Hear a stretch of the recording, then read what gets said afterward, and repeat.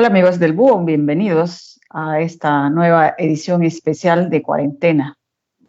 Noche de queda, le hemos denominado a este espacio que hacemos durante este estado de emergencia para mantenernos siempre orientándolos cerca de ustedes, acompañándolos y entrevistando a personas que nos pueden dar luces sobre tantas y tantas interrogantes que nos hacemos en esta coyuntura tan especial. Como es costumbre, el presidente Martín Vizcarra dio una conferencia de prensa, mensaje, conferencia. Al mediodía siempre nos tiene novedades. Ayer amplió el periodo de inmovilización, que popularmente conocemos como toque de queda, y desde hoy rige a partir de las 6 de la tarde. Y hoy dio dos noticias. Una relacionada con las labores escolares. Han decidido ya el gobierno, no sabemos hasta qué punto lo tienen implementado, pero que el siguiente lunes, el próximo lunes, se iniciaría a nivel nacional en la modalidad virtual. Esa es una gran interrogante para todos. ¿Cómo va a ser? ¿Hasta qué punto se tienen los medios, la capacitación, la información llegará a los puntos más alejados de nuestro país? No sabemos. Y bueno, también el otro tema importante que preocupa, por un lado, alegra a otros, es lo relacionado con los fondos que se podrían retirar de los aportes a las AFPs, los fondos privados de pensiones. Hoy han aclarado un poco mejor este asunto que ayer se mencionó casi superficialmente. Muchos creían que lo iban a poder hacer ya, y lo real es que esto va a hacerse a fines de abril y a fines de mayo, en la medida que estén los dispositivos dados, la coordinación con las aseguradoras, con la Superintendencia de Banca y Seguros, etcétera. Y solo para quienes no realizan aportes hace por lo menos 12 meses o más, y hasta el límite de 2,000 soles. Hemos elaborado en el Búho una nota donde están todos los detalles que pueden ustedes consultar por si tienen dudas, así como tratamos de resolver otras dudas como el bono, la canasta de víveres que van a entregar los municipios, en fin. Estamos poniendo un esfuerzo especial en hacer notas explicativas que orienten, porque no siempre lo que circula, sobre todo en redes sociales, es real. Hay que tener mucho cuidado, y además porque estamos en una coyuntura realmente especial. Bueno, esta noche vamos a hablar con Patricia Salas. Ella es docente principal en la Universidad Nacional de San Agustín, pero ha sido ministra de Educación y está involucrada con la educación en general en nuestro país hace muchos años, y a ella le queremos preguntar qué piensa sobre esta medida y hasta dónde cree que puede funcionar, bien o mal. En todo va a haber aspectos positivos y negativos seguramente. Patricia, no sé si estás conectada ya con nosotros. Buenas noches. Buenas noches, sí, estoy con ustedes, Mabel. Buenas noches también a tu audiencia. Qué bueno que sigan saliendo. Qué gusto de tenerte nuevamente en el Búho, aunque la coyuntura no sea la más feliz. ¿Cómo lo ves tú en principio? ¿Cómo la estás viviendo este periodo de aislamiento? Bueno, con tranquilidad, con toda la serenidad que se puede en una situación como esta, cuidando al papá que está muy mayor y que es un motivo de preocupación, pero tratando a la vez de acatar y de procurar el mayor aislamiento posible, que eso es lo que nos va a ayudar a dominar la curva, como se dice, y que cada vez haya menos casos y que nos acerque más a una vida normal, ¿no? Porque actualmente las dificultades son muchas, y como tú lo decías, las dificultades son mayores para las personas que están en mayor situación de pobreza, en mayor vulnerabilidad. Entonces, un primer acto de solidaridad con ellos es ser cuidadosos, quedarnos en casa, acatar todo lo que se pueda. Ujú. Bueno, entrando al tema entonces que nos convoca esta noche, ¿es bueno y qué aspectos para los estudiantes iniciar labores ya para evitar, digamos, más pérdida de tiempo, pero en las condiciones que se harían? Me imagino además muy diferentes para estudiantes de Lima, urbanos, para estudiantes de escuelas rurales y de los sitios más alejados de nuestro país, que seguramente tú, cuando ejerciste la cartera de educación, tuviste oportunidad de conocer mejor. ¿Cuáles son esas condiciones en las que estudian una buena parte y la menos favorecida de nuestra población? Bueno, la palabra que describe todo esto es heterogeneidad. Somos un país muy, muy heterogéneo, en donde sectores de la población tienen acceso a todos los beneficios, en este caso la conectividad, el internet, el tener la computadora, etcétera, y poblaciones que no tienen acceso a nada o a casi nada, ¿no es cierto? Felizmente, digamos, el tema de electricidad es una cosa bastante cubierta a nivel nacional. Serían muy, muy pocos los pueblos y muy reducida la población que no acceda a electricidad. La cobertura de televisión nacional es amplísima, es la más grande de todo el país y se conecta con otras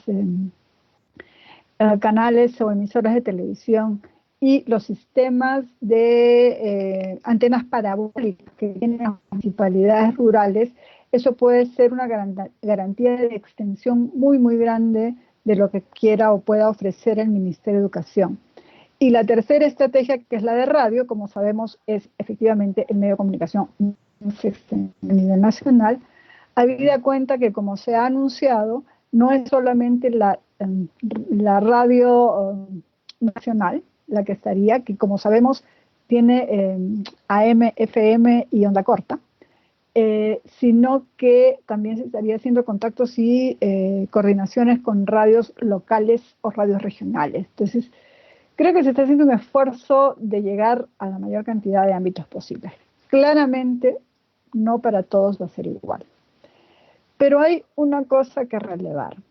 En cualquier situación de emergencia social, una importante labor del gobierno es lograr que todo lo que pueda funcionar, funcione. Porque eso ayuda a dos cosas. Uno, a generar la sensación de que sí se está haciendo algo. Y hay una cosa que necesitamos todos, es un poco de serenidad, un poco de tranquilidad. Entonces, independientemente de que se logre todos los objetivos, el objetivo de generar la sensación de que algo se está haciendo, de que las autoridades tienen cosas bajo control y que los ciudadanos podemos articularnos esas cosas es muy, pero muy importante. Entonces, ahí hay Y un no objetivo quedar que no... paralizados, ¿no? No quedar paralizados, Exactamente. por ejemplo, para los niños y jóvenes que están haciendo nada, ¿no? Efectivamente, y para los padres y madres que no saben mucho qué hacer con los chicos en la casa. Eh, Eso es muy importante. El objetivo educativo de que vamos a cumplir el currículo tal como estaba previsto, el calendario escolar, creo que debe ser una preocupación secundaria.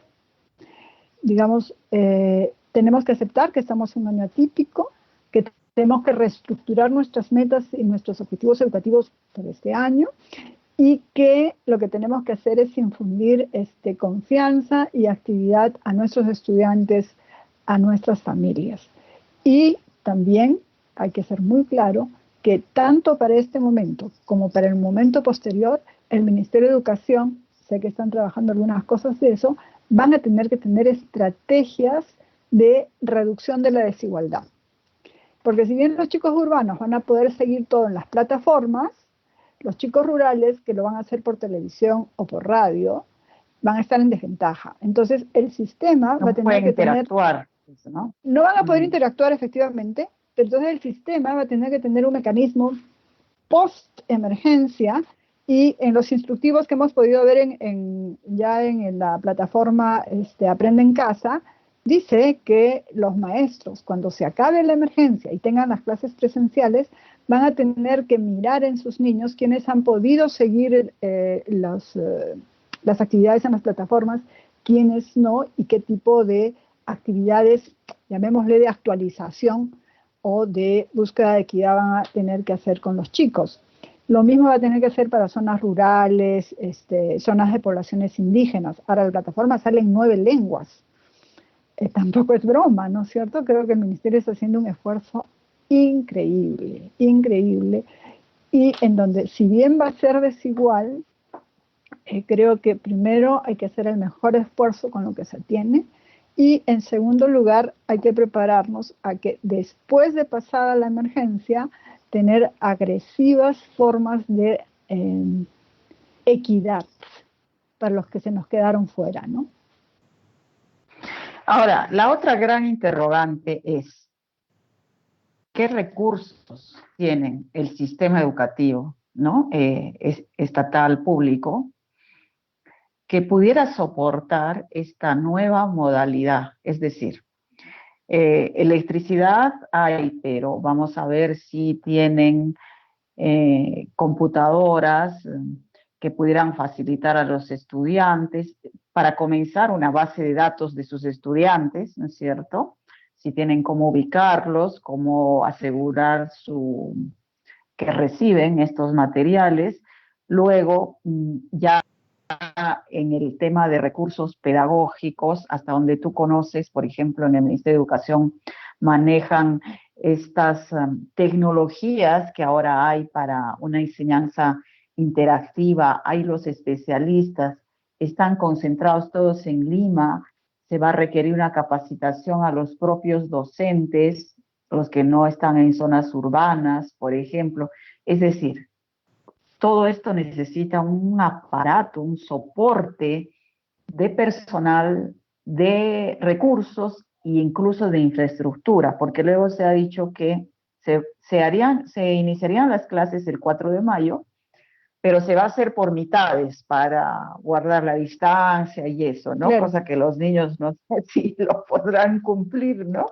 Que se sienten uno sí, uno no, en fin, va a ser una cosa un poco compleja, pero eso implica que van a recibir la mitad de clases porque la infraestructura es la misma. En fin, ese podría ser un segundo tema. A ver, vamos con lo primero. Los A ver, recursos humanos lo, y lo, logísticos, ¿hay uh-huh. a nivel nacional? A ver, lo primero, el primer gran recurso, digamos, que pudiera ser útil y que el país no tiene, no solo el sistema educativo, es banda ancha para todos. Esa es la primera gran limitación que tenemos. Y es más, ahorita ya yo creo que vamos a tener problemas porque muchas universidades están empezando a hacer clases, los colegios privados están haciendo clases, muchas personas, o la gran mayoría que estamos en nuestra casa, estamos haciendo trabajo por internet. Entonces nuestra propia banda ancha va a colapsar, entonces todo está lento, qué sé yo. Entonces ahí tenemos que mirar estrategias en donde la conectividad en tiempo real sea la menor posible.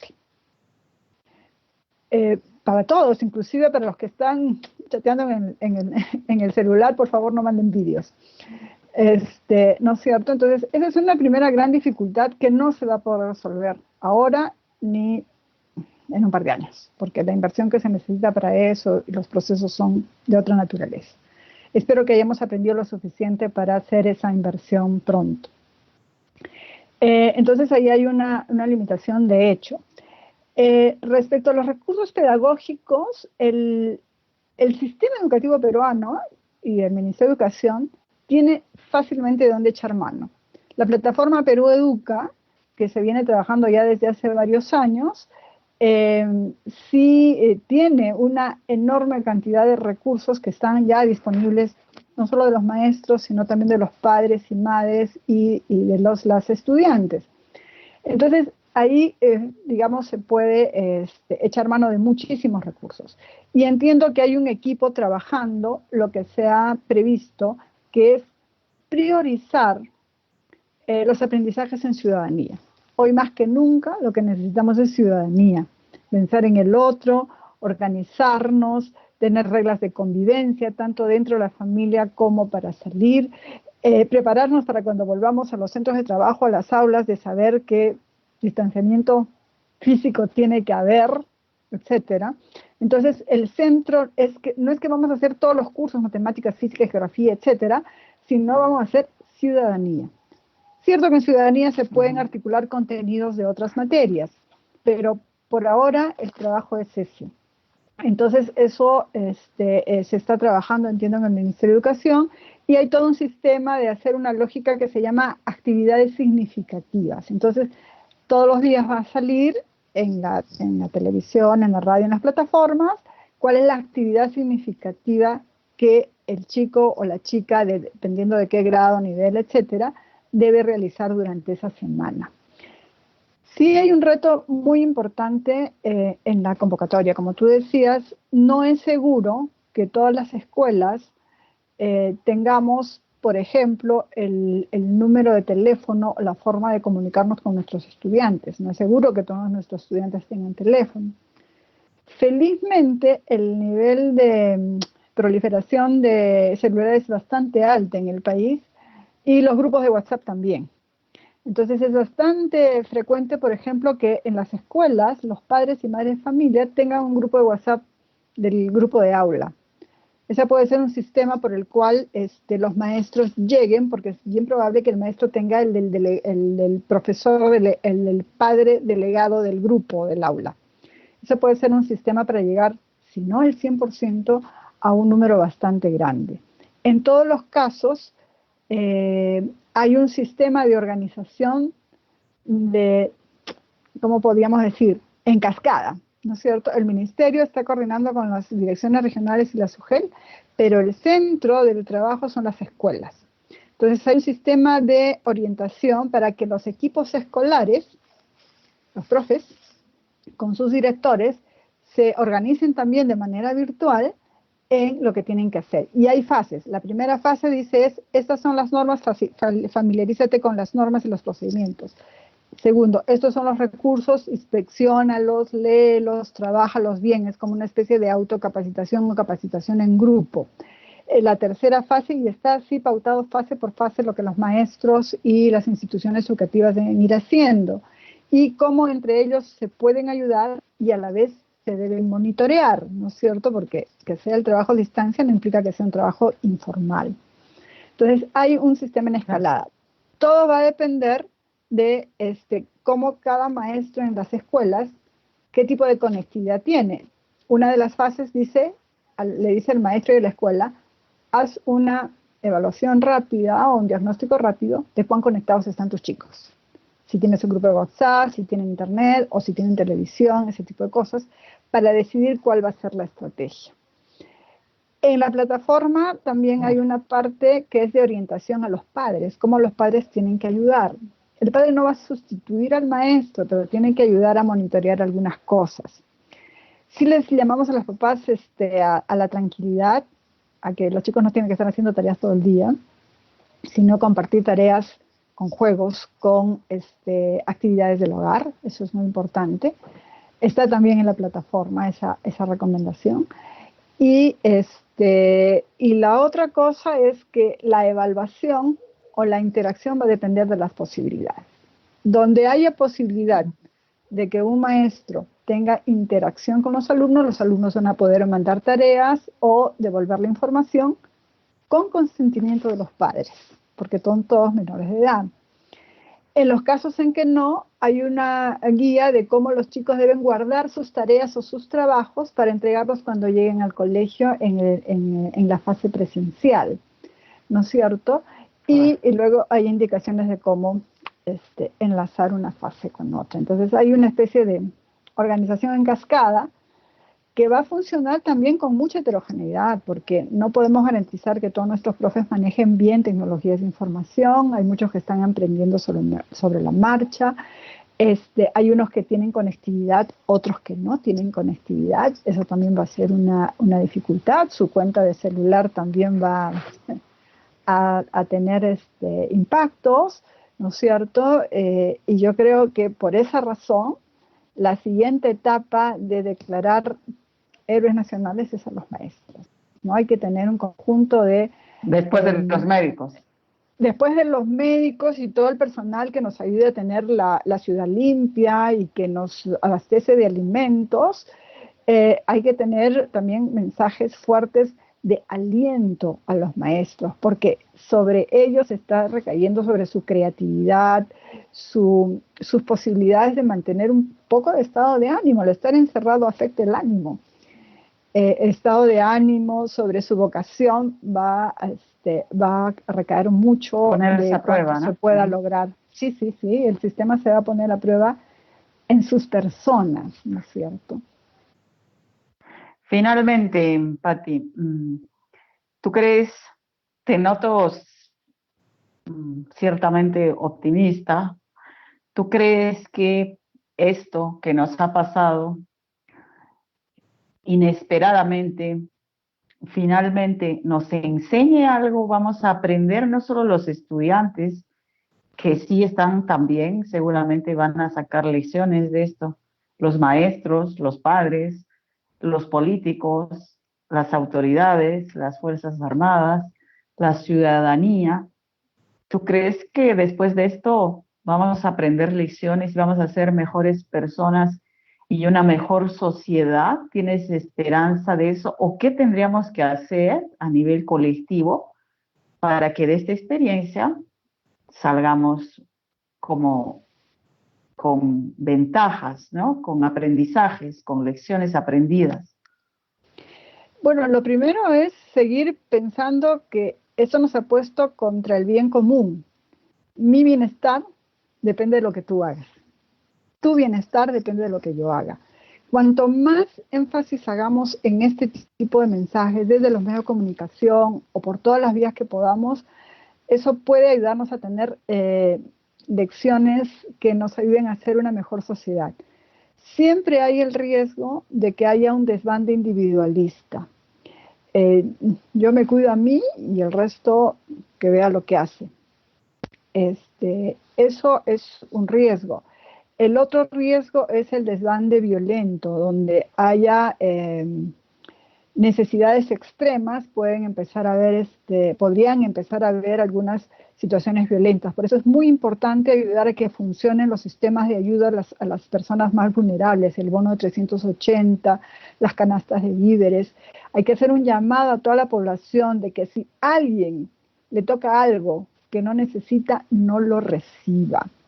Y si alguien sabe de que alguien lo necesita, que avise a su municipalidad: el señor fulano de tal, la señora fulano de tal está en tal situación y no está recibiendo. Eso quiere decir que no está registrada en un padrón, en algún tipo de padrón del Estado. Entonces, si nosotros seguimos mandando mensajes de eso y hacer solidaridad, creo que podemos tener la esperanza de que nuestra sociedad va a ser un poco mejor. Si lo que haga el Ministerio de Educación en formación ciudadana está bien hecho, que yo confío que así será, también ayudará, porque como están en la casa no solo aprenderán los niños, también estarán aprendiendo los papás, los hermanos, los tíos. Quizá en los medios de comunicación tendríamos que echarle un vistazo a qué está haciendo el Ministerio de Educación para ver cuánto podría replicarse en señales abiertas respecto a lo que está haciendo el Ministerio de Educación en educación ciudadana. Yo creo que se debería agregar el tema de educación socioemocional. Todos necesitamos un poco de apoyo para los conflictos más personales y este tipo de cosas. Pero también después se viene un proceso de crisis económica fuerte. Entonces, eso también es un riesgo, o para que volvamos a el individualismo y me salvo yo y el resto que quede como quiera, o también si volvemos a hacer esfuerzos de solidaridad social, ¿no es cierto? Se ha anunciado, por ejemplo, que ya se va a activar Caliwarma. Eso es una buena noticia, porque da no solamente desayunos a toda la población escolar de primaria y jardín de infancia, sino daba almuerzos en las zonas más pobres. Entonces, si no aprendemos a mirar eso, sí estamos en peligro de pasar peor. Pero yo confío que todos pondremos una cuota para hacer lo contrario, ¿no? Yo ayer, Esperemos que antier, no. Claro. sí recibí la llamada de una amiga, me dice que estaba con sus amigos, voy a hacer compras en tal circuito, ¿quién necesita que les haga? ¿No? Entonces, este tipo de actitudes tenemos que relevarlas, tenemos que ponerlas en las redes. Dejémonos de hacer chistes sobre la y pongámonos a relevar las actitudes ciudadanas. Creo que por ahí tenemos que darle duro, ¿no? Así es. Bueno, muchas gracias por estar con nosotros, por esas palabras y bueno, pues todos hay que empujar este carro, ¿no? Y la educación es fundamental. Gracias, Patricia. Que te Con todo conserves muy gusto. bien. Ustedes también, que estén Pasan. bien, no salgamos de casa y pensemos siempre que nuestras actitudes pueden dañar al otro. Gracias. Muy bien, gracias. Bueno, pues amigos, así es. Lo que estamos aprendiendo es que no estamos solos. Si nadie cuida, la sociedad no cuida de mí, va a pagarlo en algún momento. De mí, de usted, de todos, especialmente de los que tienen menos recursos. Bueno, esto es en nuestro país. Ahora veamos un poco el panorama internacional. Ayer todos se han conmovido con las imágenes que llegaron del Ecuador, donde en la ciudad de Guayaquil eh, había cadáveres en la calle porque no tenían una posibilidad de recogerlos con todo el protocolo que ahora se ha establecido mundialmente para evitar la diseminación de este virus tan agresivo, tan extraño, que ha venido a cambiar tanto nuestras vidas, ¿no? Pero ahora vamos a hablar de Chile, el otro país vecino nuestro que nos había adelantado un poquito en la aparición de casos y ahora queremos saber cómo está. Es importante que toda Latinoamérica, como ayer lo hablábamos con el economista Alan Ferley, comience a pensar en estrategias regionales para afrontar la crisis económica durísima que va a venir con certeza y aprovechar las oportunidades que la geopolítica mundial, la modificación que ya estaba ocurriendo antes de esto y que ahora se va a profundizar, ¿no es cierto?, pudiera ofrecer a regiones como la nuestra. Bueno, ahora estamos conectados con una periodista de investigación de Chile, Paulette Desormeaux. No sé si estás ahí, Paulette. Aquí estoy. Hola, Mabel. Hola, Paulette, ¿cómo estás? Me sale activada. Estamos en esta edición de emergencia. Y bueno, queremos conocer la situación allá en Chile.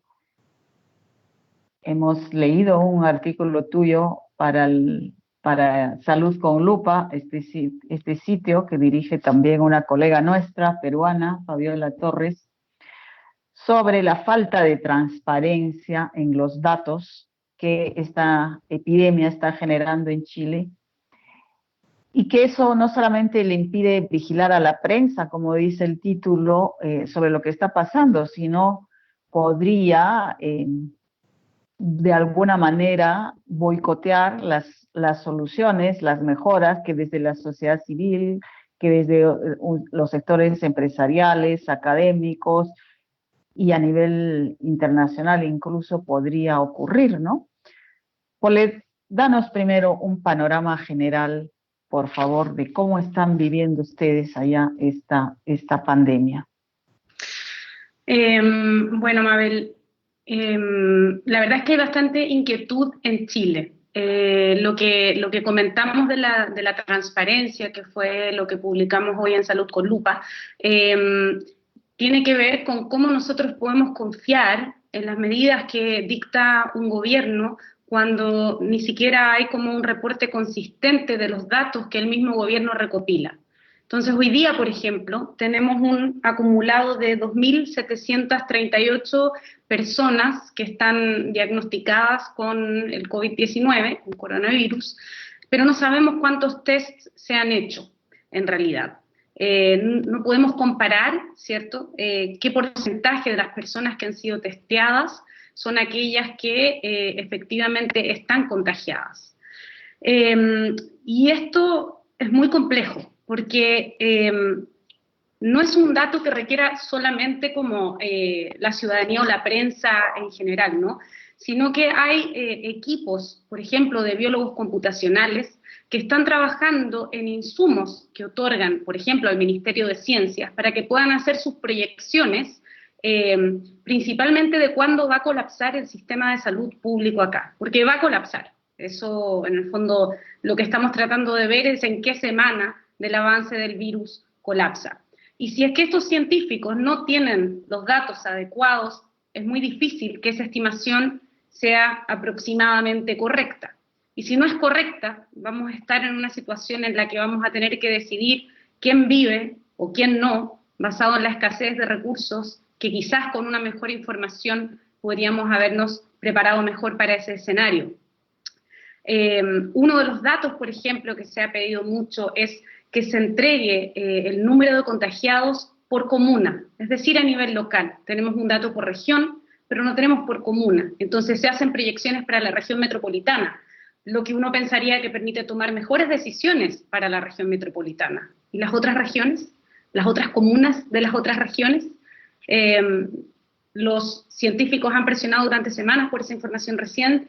Ayer el Ministerio anunció que le iba a entregar con esa localización, pero solo cada 48 horas, entonces no se entiende muy bien. Tenemos 12 personas que han muerto por el virus. En las últimas 24 horas murieron 4, y consultado el gobierno, la autoridad sanitaria, sobre quiénes eran estas 4 personas, en el fondo,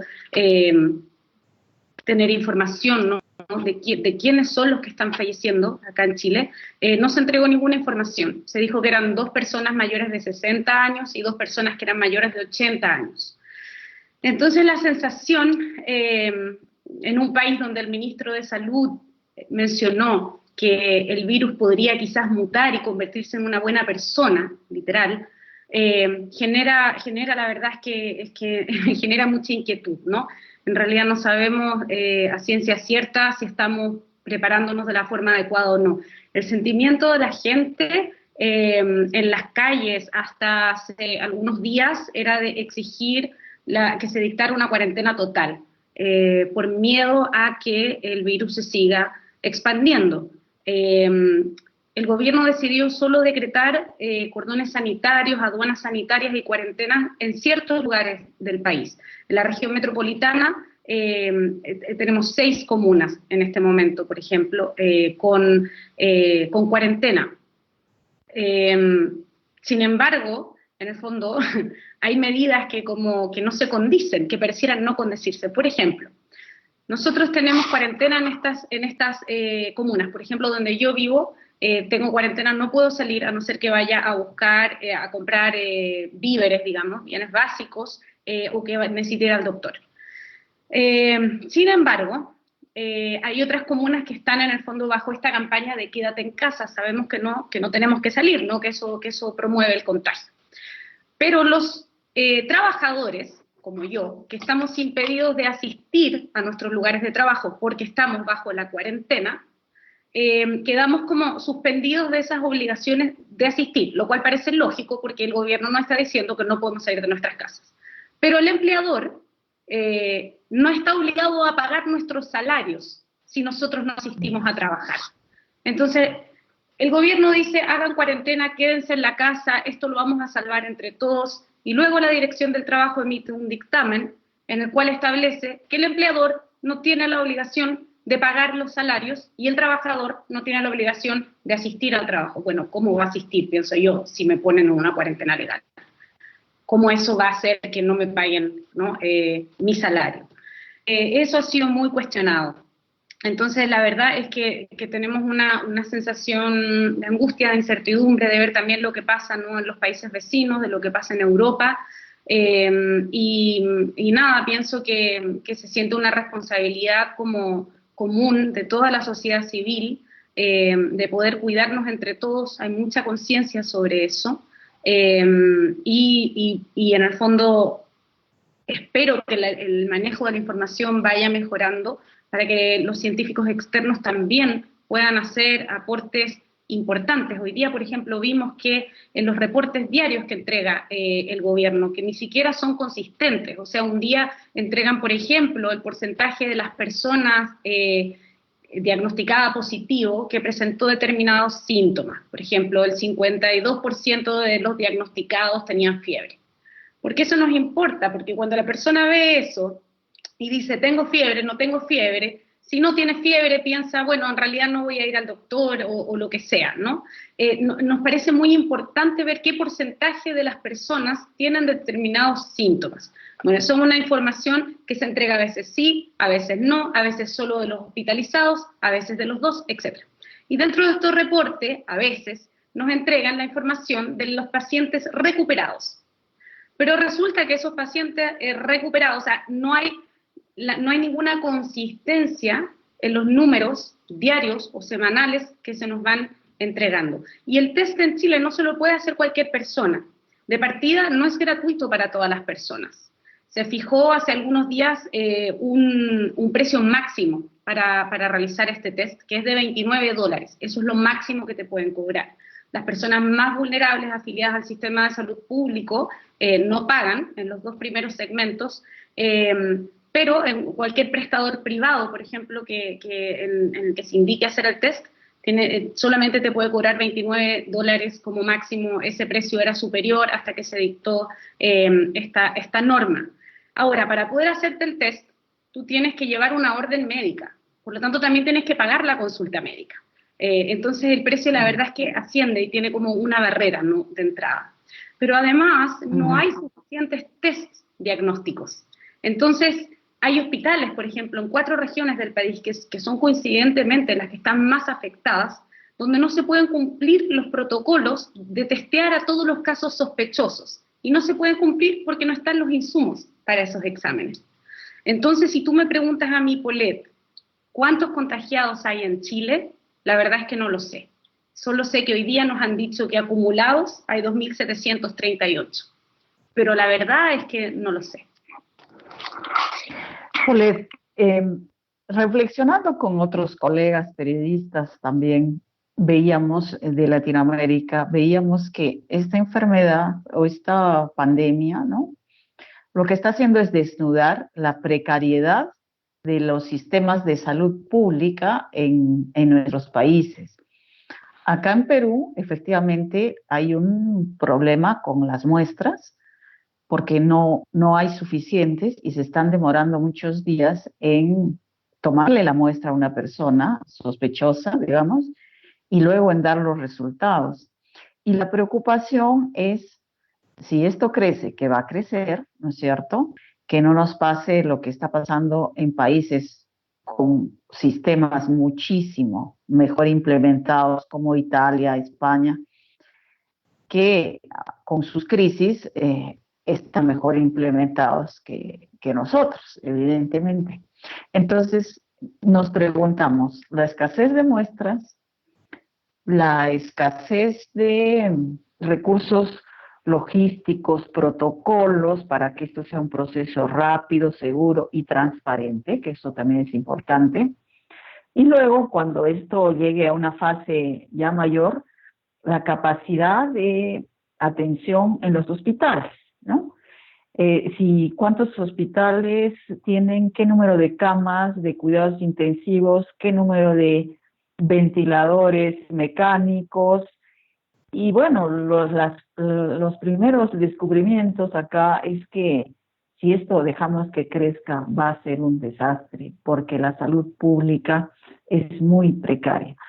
¿Cómo es la situación en Chile y cómo este visitante inesperado, ¿no?, el coronavirus, de alguna manera ha detenido también las protestas en Chile, la protesta social que estaba antes de esto muy fuerte, ¿no? Y que ha pasado a segundo plano por estas circunstancias. Sí. Cuéntanos.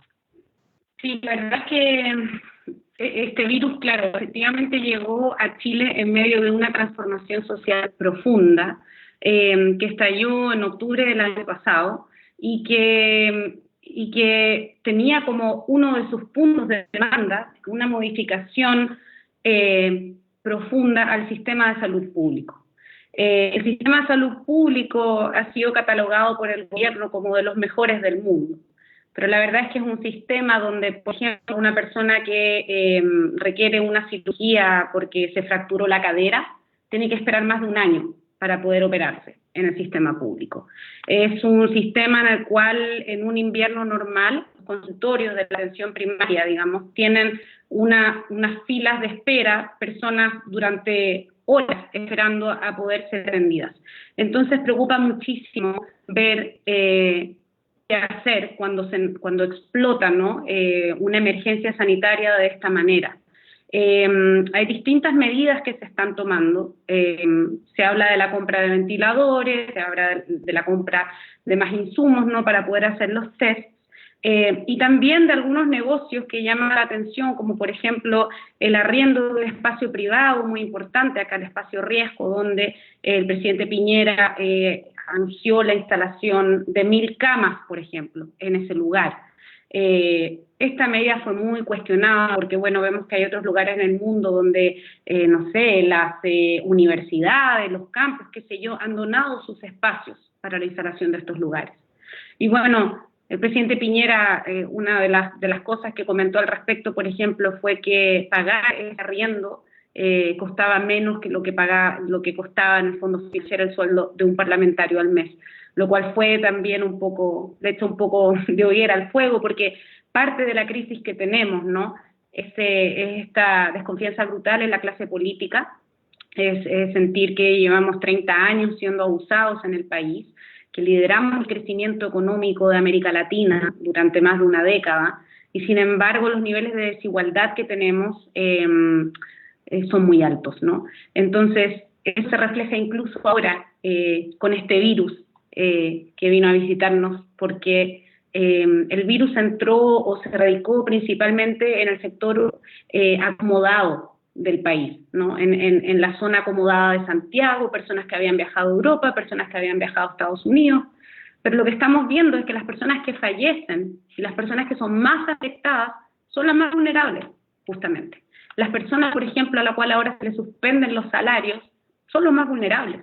Entonces, al final el virus como que refleja un poco esa misma disparidad, ¿no? Que ha tenido a Chile también en las calles, y hay proyecciones, desde las más auspiciosas hasta las más pesimistas, de colapso del sistema de salud en distintos momentos, pero hay certeza de que el sistema va a colapsar. En el peor de los casos, el sistema estaría colapsando a mediados de abril. En el mejor de los casos, más en mayo. Pero la verdad es que en el fondo se está tratando de comprar insumos, respiradores, etcétera, para poder prepararnos, bueno, para lo antes posible, pero la verdad es que el sistema va a colapsar. Y lo otro que se está haciendo, esto a un nivel local, municipalidades y algunos hospitales también están comprando tests rápidos, que no son los oficiales del gobierno. Estos tests que han sido bastante polémicos, que el gobierno español compró una cantidad que luego tuvo que devolver porque estaban defectuosos, porque en realidad no permitían diagnosticar, ¿no? La presencia del virus, pero hay en el fondo una angustia y una necesidad de apurar el diagnóstico, porque finalmente eso es lo que está comprobado que permite controlar mejor la expansión de la epidemia. Entonces, mientras más test hagamos, mejor vamos a poder tomar medidas. Pero el presidente Piñera asumió esta crisis con una aprobación del 6%. O sea, esa, imagina, es pero la aprobación más baja de cualquier presidente desde el retorno a la democracia en el año 90. Entonces es un rechazo histórico y se enfrenta a esta crisis sanitaria donde la gente necesita de la autoridad. Nosotros necesitamos que alguien nos diga qué hacer, cómo vamos a pelear acá.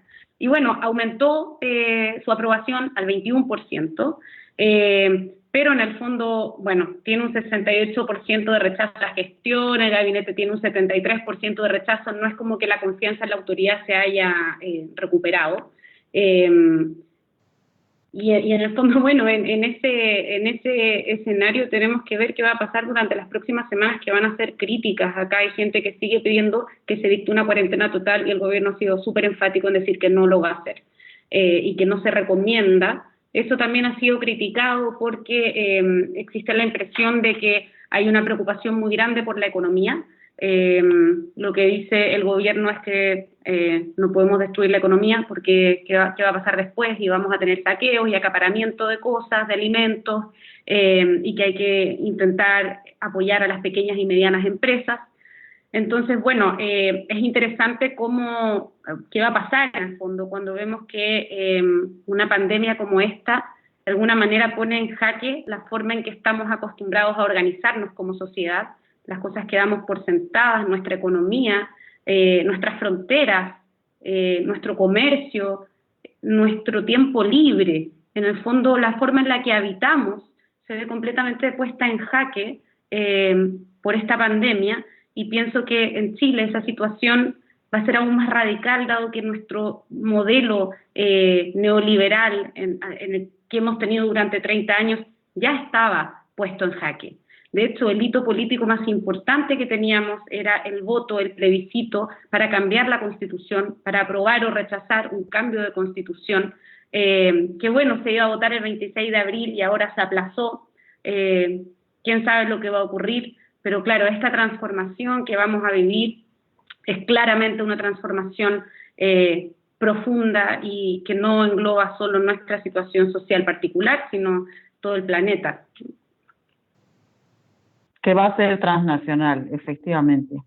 Estoy convencida de eso. Bueno, Paulette, muchas gracias por tu tiempo, por ilustrarnos.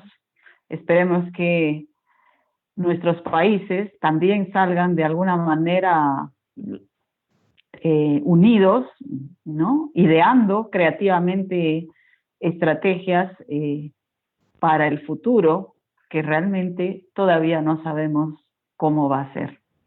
Y espero que estés muy bien, que te cuides. Muchas gracias. Saludos a todos por allá. Tenemos una comunidad peruana preciosa acá en Chile, así que mucho cariño para compartir información con ustedes.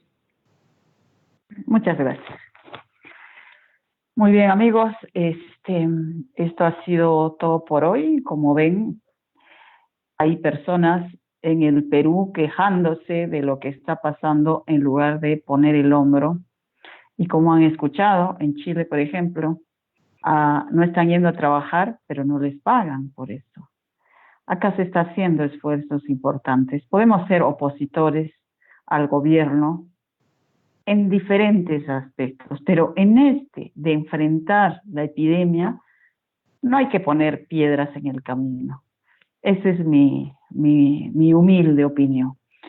Por ejemplo, Patricia Salas nos decía, lo que está haciendo el Ministerio de Educación, seguramente con errores, por supuesto que va a haber errores, y también habrá, aunque no lo crean, en estas circunstancias, actos de corrupción, en la compra de material, en la compra de canastas que 1.872 municipios en el Perú van a hacer para repartir víveres a los más vulnerables. Seguramente va a haber actos de corrupción. ¿Qué tenemos que hacer? Vigilar, crítica constructiva, ¿no? Participar, y podemos contribuir de esa manera, ¿no? No descalificando a priori, no con una actitud desesperanzadora. También nos toca hacer algo en estas circunstancias y no solamente pedirlo al gobierno. Cuando hayamos superado esto, seguramente habrá espacio para el debate político y para la crítica, por supuesto, tiene que haber.